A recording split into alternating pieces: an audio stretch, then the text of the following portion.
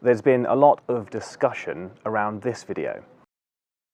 It shows a confrontation between President Donald Trump and a CNN reporter called Jim Acosta. This was during a press conference that the president was giving following the midterm elections in the United States after the Republicans suffered heavy losses in the House of Representatives. Now after this, the reporter, Jim Acosta, had his press pass revoked. The White House say it was because he assaulted the female intern who was trying to take the microphone off him. The discussion, though, isn't so much surrounding the incident itself, but more surrounding the contents of the video. Now, this was tweeted out by Sarah Sanders on her official White House Twitter account. Have a watch of it again.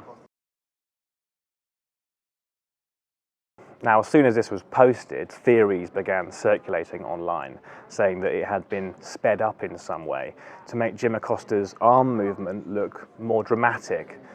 So we looked into it. Now, to explain this properly, we need to first talk about how video works.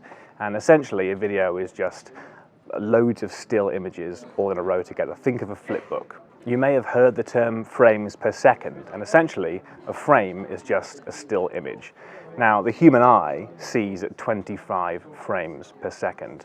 So for that reason, most cameras, including this one that we're filming on here, default to film at 25 frames per second. It's not always the case though. Mobile phones, for example, smartphones, they default to 30 frames per second, and things like live sport are filmed in a much higher frame rate so that you can slow it down easily and watch those nice slow motion replays. The reason we know this has been edited is all down to the frames. So here on my computer, there are two clips. First is the clip from Sarah Sanders' Twitter account. That has been taken directly from her Twitter, and we haven't edited it in any way. Second is the raw footage. This is the same camera, the White House pool camera, as used in the clip on Sarah Sanders' Twitter, and we got this footage from the Associated Press. Now first, I want to play these videos side by side just so that you can see them. Now the edit there happened very quickly and you may not have seen it, so let's take a closer look. I'm going to nudge down this timeline here, frame by frame. Both videos line up perfectly, albeit the one from Sarah Sanders' Twitter is a much lower quality. They stop lining up, however, here. At this point, the video from the Sarah Sanders Twitter account, @PressSec, stopped lining up, and we can see it if we go through frame by frame. 1, 2, 3. You can see the clip on top continues as the clip on the bottom is still. Let's have another look.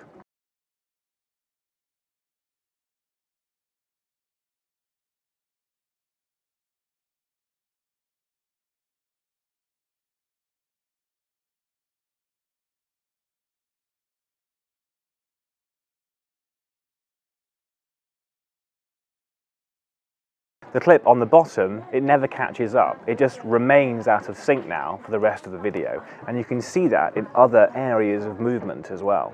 Look, for example, at Donald Trump's hand in this part of the clip. The original footage is now a few frames ahead. You can see the top clip starts moving now, and the bottom clip starts moving now. That's consistent with the freeze frame from earlier in the clip. There's also been loads of talk online about compression and different frame rates of the video.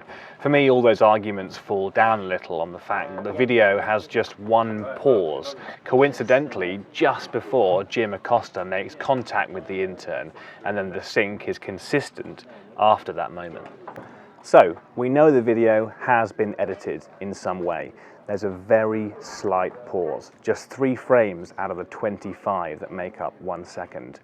Who made that edit though, and for what reason, that's what we don't know.